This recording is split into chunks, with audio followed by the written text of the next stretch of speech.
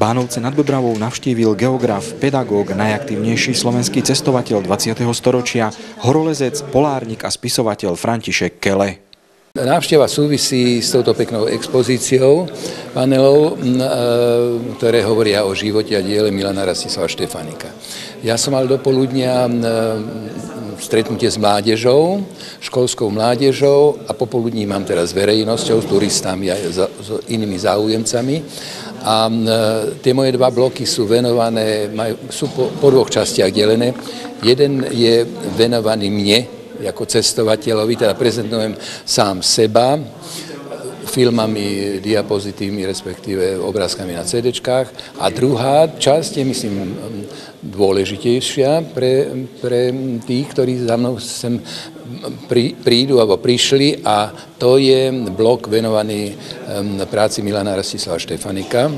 A najmä, keďže to je veľmi široký okruh problémov, ja sa venujem Štefánikovi ako vedcovi a tým pádom aj ako cestovateľovi a sprostredkovávam moje návštevy na miestach, kde on ako astronóm pôsobil, konkrétne na Tahiti, na Vavau, v regióne Mont Blancu, na vrchole Mont Blancu. Tak to je moja idea tejto návštevy. V roku 1990 sa František Kele stáva spoluzakladateľom spoločnosti Milana Rastislava Štefánika. Podujal sa zozbierať všetky podklady, predovšetkým o jeho vedeckých cestách. Cesty po Štefánikových stopách ho doviedli aj na ostrov Vavau. Ja ako cestovateľ chodím na tie miesta, kde on pôsobil, a veľmi ma oslovilo práve návšteva na ostrove Vavau v kráľovstve Tonga, teda je to u protinoscov, že v Polynézii, kde som bol inak viac razy. Naposledy, alebo na ostatný raz som bol minulý takto rok v novembri. A na Vavau má Štefánik vybudoval vlastnoručne statívy pre svoju optiku, pre svoje prístroje. A tie statívy rovná sa dva betonové stĺpy, dva betonové pilóny. A veľmi hlboko ma oslovila, myslím aj ostatní, ktorí tam so mnou boli.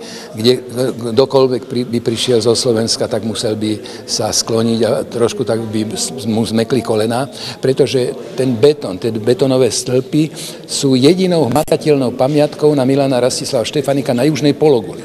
Všade inde, na Tahiti, v Passa Quattro etc., to sú už novodobé pamätníky, niečo, čo sme tam dali my alebo niekto iný, pamätné tabule. Ale na Vavau je to vlastnoručne vyrobené dva betonové stĺpy, statívy Štefánikom a dokonca aj vyril tam on svoje meno, dátum pozorovania 29.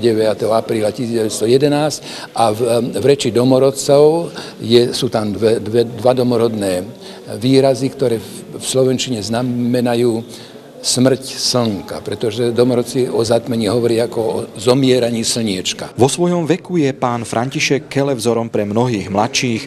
Aktívny cestovateľ má stále svoje sny na diaľkové expedície. Zaujímalo nás, kde berie energiu na ich realizáciu. Sú to dva momenty. Jeden je taký, čo niektorým azda aj zosmutnejú. To súvisí s rodom, s genézou, s genetikou. No ale teda ja mám predchodcov takýchto ľudí, ako som ja, takmer storočných, vitálnych, zdravých predchodcov, aj po maminej, aj po oteckovej stránke. Ale dôležité je, že, a to je tá druhá stránka tohoto, čo chcem zdôrazniť, že tie gény sa dajú prehajdákať. Ale ja som, chvála Bohu, sa držal správnej životospráve. No, nechcem povedať, že nefajčím, samozrejme, nepodľahol som alkoholizmu, drogám. Naopak som tvrdým tréningom tieto moje danosti genetické rozvíjal a rozvíjam do dnešného dňa.